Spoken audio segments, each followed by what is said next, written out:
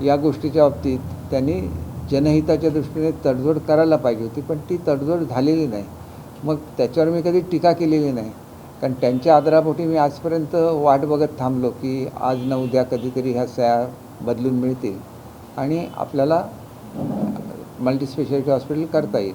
अगदीच नाही झालं तर मग दुसरीकडे तरी मल्टीस्पेशालिटी हॉस्पिटल होईल, कारण तो मंजूर प्रोजेक्ट आहे आणि तो 100% पूर्ण होणार याची मला खात्री आहे.